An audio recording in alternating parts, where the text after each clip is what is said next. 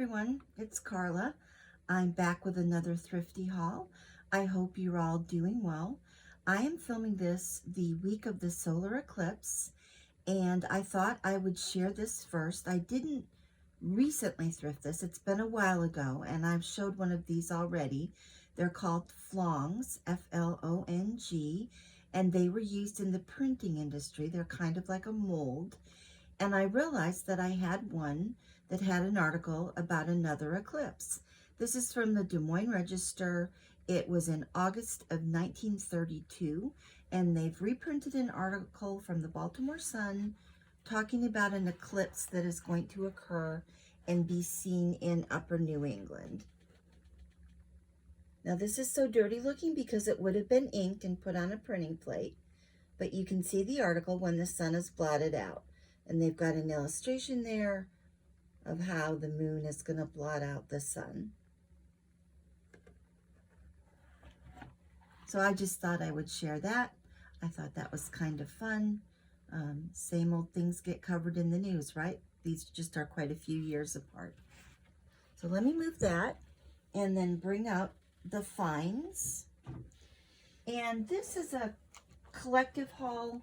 I would say probably about a period of a month or so, and various thrift stores, consignment stores, things like that. No flea market. I try to do those separately, but just the general thrift stores that I go to from time to time. And I am going to start with buttons. Big surprise there, right? I just can't seem to stop buying them. I got this jar of buttons. It's actually probably two different bag and jar that I bought at the same place. That a little baggie for $2.50, and this buckle was in there, and that alone was worth a couple dollars to me to have the mother of pearl buckle. So I got that. I could tell there were lots of other little mother of pearls. You can see that interesting gray button on the top. And then this was just a pretty little jar. I'm assuming it was an apothecary jar, and the top got broken. The vendor had just partially filled it with buttons, stuffed some paper in the top, and taped the top shut. So that is a combination of about $5 to $6, I guess, worth of buttons. Like I said, I could tell there were quite a few little white mother of pearls, and they really are my favorite. And I did immediately use them in this journal, my most recent journal, which is called Irish Eyes. And this little cluster of buttons that you see there all came from that jar that I just showed you. If you've not seen this video yet, I'd invite you to take a look at it. I was really happy with how it turned out, and I will link it down below in my description box so you can go right to that video if you're interested in seeing it. Okay, so that was not the end of the buttons. At St. Vincent de Paul, I found this bag for $3, and I will show you particularly what made me buy it. Let's spread it out better so we can take a look. There are these funny little buttons. I won't be using those. Some very pretty little baby buttons, and a rather bent up but kind of fun button card. Got some fiber. And there are a lot of these toggle buttons. And I think those would make a nice closure on a journal. So lots of the toggle buttons. There's a big, I think there were two of those. A lot of these leather covered buttons. Those may work out well in my masculine journal. Let me just bring this up where you can see it a little better. A button, I think, like for the Navy. I have some of those. But what made me buy this pack of buttons were these two. Really beautiful mother of pearl style buttons. Let me see if I can snip this so we can get a better look at them. I just think those are so pretty.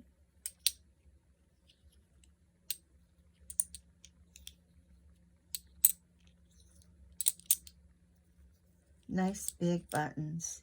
Again, they could be a closure.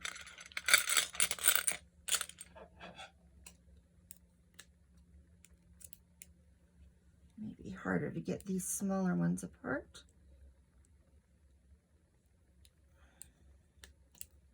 Yeah, that pair of scissors isn't going to do it. But here's a smaller version. Just so pretty. I just love the iridescence of the mother of pearl buttons. And then last but not least, in our consignment store called Stuff, I found this interesting little package. I think it was $3.50, and this is a very old box. You can see it's been taped. We've got some vintage masking tape with the little divider in it, and then these little glass containers full of buttons.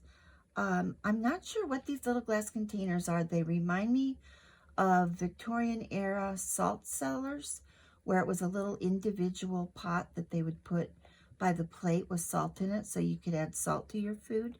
I'm not sure, but they're pretty and they'll be fun. Now, I've sorted these buttons a little bit. They were in here rather randomly. In this one, I put the little colored buttons. I think there's one little mother of pearl in there. And then there's a whole container that's just these plain white plastic buttons. Nothing special about those. I would have walked away from those if that was all there was. Then there are some sparklies.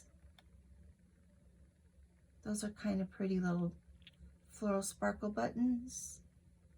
Some other little things in there. But what really made me buy it were these calico buttons, or China buttons they're sometimes called.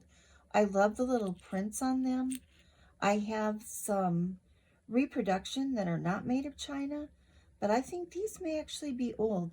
This one was not in there. I brought this one out from my collection because when I did some research, it showed that exact pattern and I realized I had one. So that one I just brought up. But again, just the pretty little patterns that look like calico fabric. And they do feel like China. They do have some weight to them. They do kind of clink. So for the little pretty glass containers and the buttons, I thought that was a pretty good deal. Okay, so that's it for buttons. I picked up this bag, and these are giant brads. I don't know what they were used for. I believe I ran across one of these in a button jar I bought one time. But I just thought they would be kind of cool on the cover of a book. They're just a round head metal. Now let's take one out.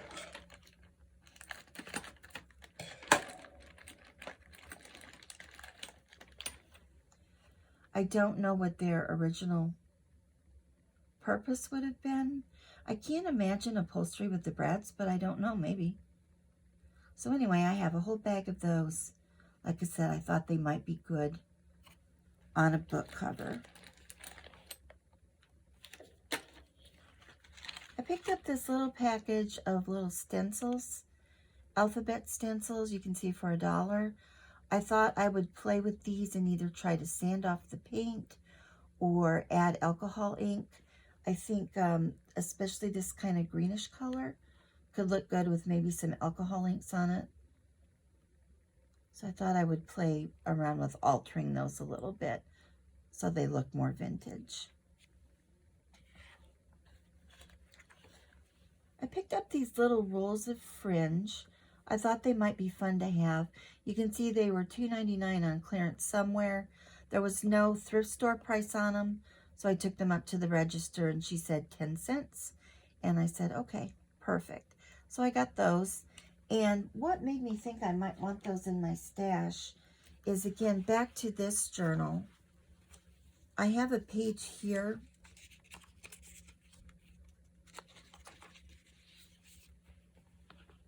where I wanted a lot of texture on this wool knitting page. So I had a piece of canvas that had been washed and had fringed like that. It was a very heavy canvas. So I just added it behind that. I thought that gave great texture. But it was pretty bulky because it was a big, heavy canvas. Canvas. So I thought those little ones would be much more convenient to use. So for 10 cents, I grabbed those. I did get some tulle. This looks like older Hallmark. It is pearlized. It's very fine. It's got a nice sparkle to it, which is hard to see through the packaging. I got this burlap ribbon, and I saw Joy Junktique do a journal, and she had this in the background, and it looked so pretty. She managed to combine really feminine lacy elements with this. So I thought it would be nice to have some of this in my stash, so I grabbed this. It is a very, very open weave. You can see that.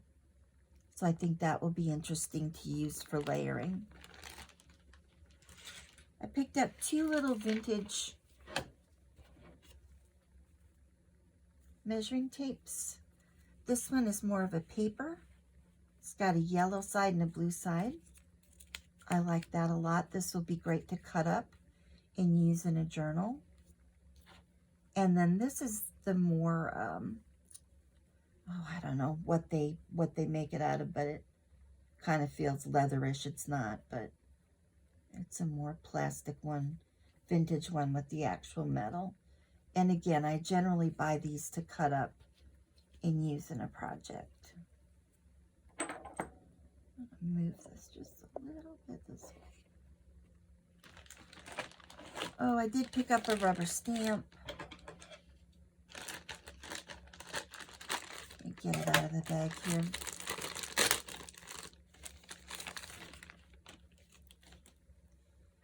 I just like this one with the owl and the writing and cancellation stamps in the background.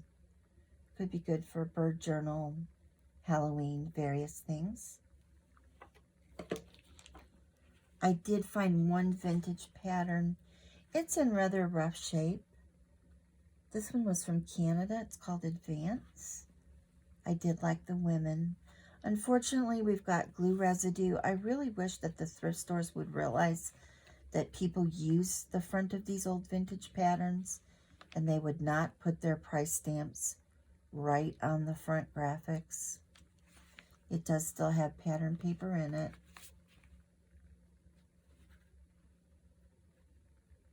I'm trying to see if I can see a year, but I don't see a year, but that's definitely an older one.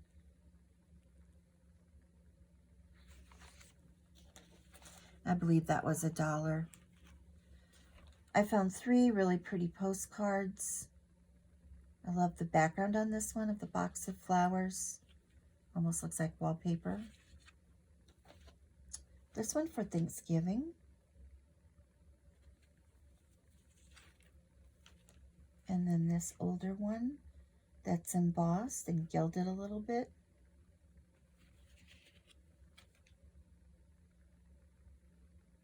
It doesn't say what year. And I think those were $2 each. I found this big Key & Company tag pad and just really like the designs. I will probably be tearing parts off to use in collage or backgrounds. All the writing and postmarks and all of that really appealed to me, the same old things that usually do. I found this little pack of stationery and just really like that top. I'm not so crazy that it says Hello Sunshine, so I probably will glue something over that or cut it out or something. I'll figure out something, because for a really vintage look like I would use it, I probably don't want the typewriter font that says Hello Sunshine. I found this postcard album, which is not in great shape. It's not together. The pages have no photographs or postcards, and they're not in great shape. But I just really like the cover and can see myself doing a spine and some fabric along there or lace. It's almost like a giant faux alligator print or something. And I really like that little postcards, little sort of a decal or something that they've put on there.